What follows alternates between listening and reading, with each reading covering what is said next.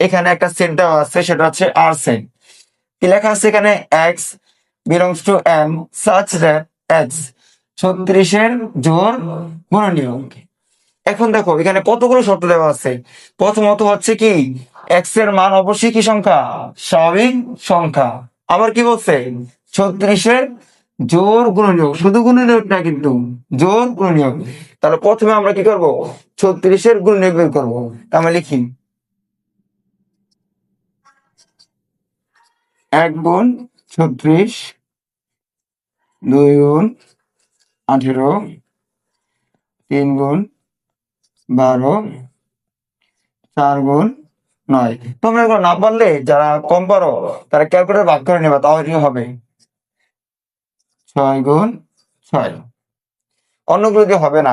এখন দেখো আমরা এখানে কত পেলাম? 36 গুণিতক 1, 2, 3, 4, 6। দেখো 6 দুইবার আসছে, তাহলে কি একবার লিখবা 6, 9, 12, 18, 36।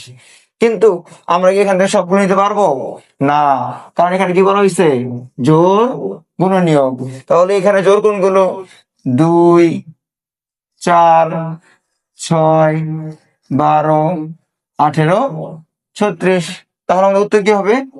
উত্তর হবে আমাদের 2, 4, 6, 12, 18, 36।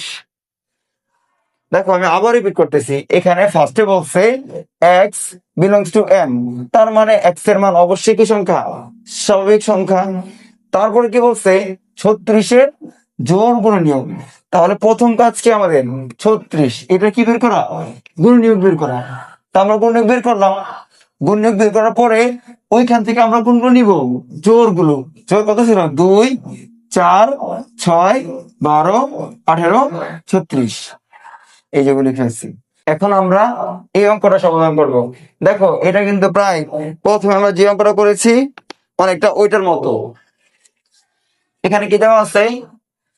একটি set x such that x belongs to n। n মানে কি? n মানে কি কি বলছি আমরা? স্বাভাবিক সংখ্যা। এবং 2 থেকে কি বড়, এবং 7 থেকে ছোট অথবা 7-এর সমান। এই চিহ্ন কিন্তু আমরা এখন পাইনি। এটা দ্বারা বুঝায়, দেখো এটা দ্বারা বুঝায় এটা বড়, হ্যাঁ, আর এটাও ছোট। কিন্তু যখন এখানে এই দাগটা থাকে, এটা দ্বারা তুমি এটাই বুঝাচ্ছে এখানে তুমি চাইলে 7-এর সমান নিতে পারবা, 7-এর সমান নিতে পারবা, অথবা 7 থেকে ছোট, কিন্তু 7-এর বড় নিতে পারবা না।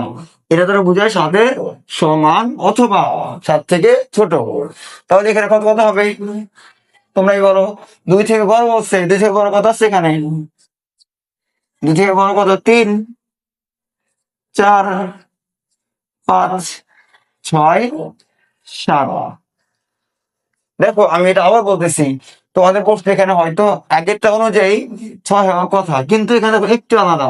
ওইটার মধ্যে কিন্তু এই চিহ্নটা ছিল না। এটা দ্বারা বোঝায় যে এক্স এর মান 7-এর সমান অথবা 7 থেকে ছোট, এই জন্য 7 নিতে হবে। এই কোয়েশ্চেনটা যদি এরকম থাকতো তাহলে উত্তর কত হইতো? এটা দ্বারা বোঝায় কি 2 থেকে বড় অথবা 2-এর সমান। তাহলে কিন্তু উত্তর হতো কত? 2, 3, 4, 5, 6, 7। আশা করি বুঝছো। এখন আমরা আরো একটি গুরুত্বপূর্ণ অঙ্ক সমাধান করব। দেখো এটা একটু অন্যরকম। এখানে কি দেওয়া আছে?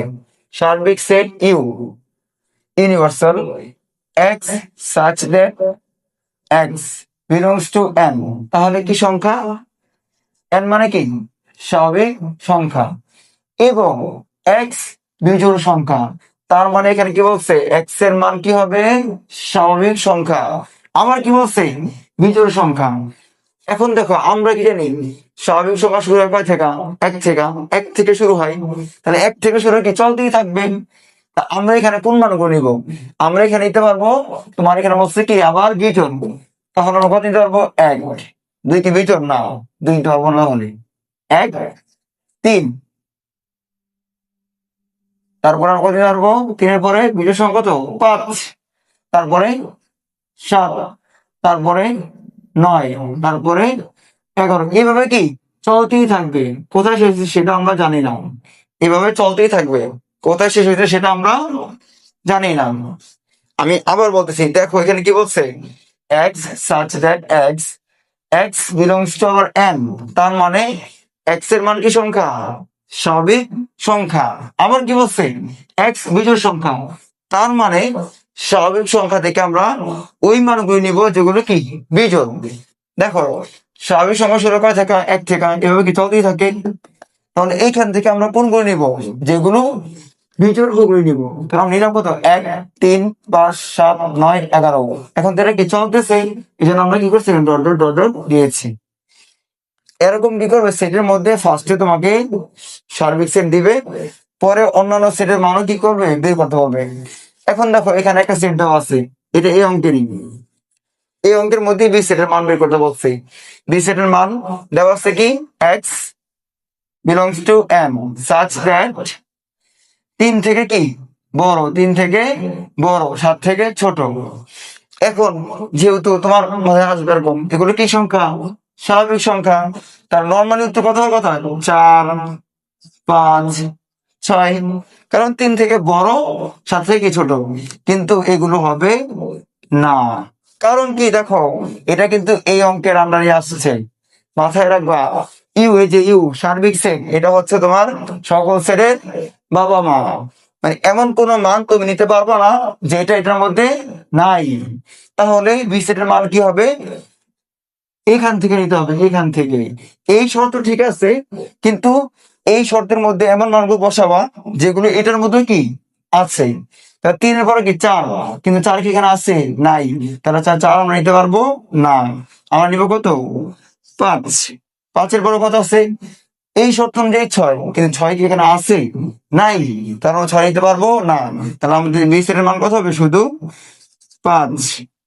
আমি এটা আবার রিপিট করতেছি, দেখো অনেক সময় তোমাদের একটা অঙ্কের মধ্যে ফার্স্টে সার্বিক সেট দেওয়া থাকবে, পরে বিভিন্ন সেট দেওয়া থাকতে পারে। তো তোমাদের অনেকে যে ভুলটা করে, এটা ঠিকঠাক বের করে, কিন্তু এটার ক্ষেত্রে দেখো, এই যে এটার ক্ষেত্রে আইসা কি করে, এখানে যা শর্ত দেওয়া আছে ওই অনুযায়ী কি করে মান বসায় দেয়, কিন্তু এটা পুরো অঙ্ক ভুল হবে। তোমার এখানে যখন সার্বিক সেট থাকবে, তখন তুমি এই শর্ত অনুযায়ী মানগুলো দেখবে কি কি আসছে, কিন্তু তারপর যেটা তোমার সবচেয়ে ইম্পর্টেন্ট, খেয়াল রাখতে হবে এই মানগুলো কি আসলেও কি এটার মধ্যে কি আছে কি না। যদি থাকে তাহলে সবগুলো লিখবে, আর যেগুলো নাই ওগুলো কি করবা, বাদ দিবা। যেমন এখানে 4, 4 কি এখানে আছে, 3-এর বড় কত 4, 4 কি এখানে আছে, নাই। তুমি 4 নিতে পারবা, কখনোই না, এই জন্য 4 হয় নাই। 5, 5 এখানে এটার মধ্যে আছে, এটার মধ্যে আছে, এই জন্য 5। 6, 6 এখানে আছে, এই শর্ত অনুযায়ী আছে, কিন্তু এটার মধ্যে 6 নাই, এই জন্য 6 নেওয়া যাবে না। আশা করি বুঝছো।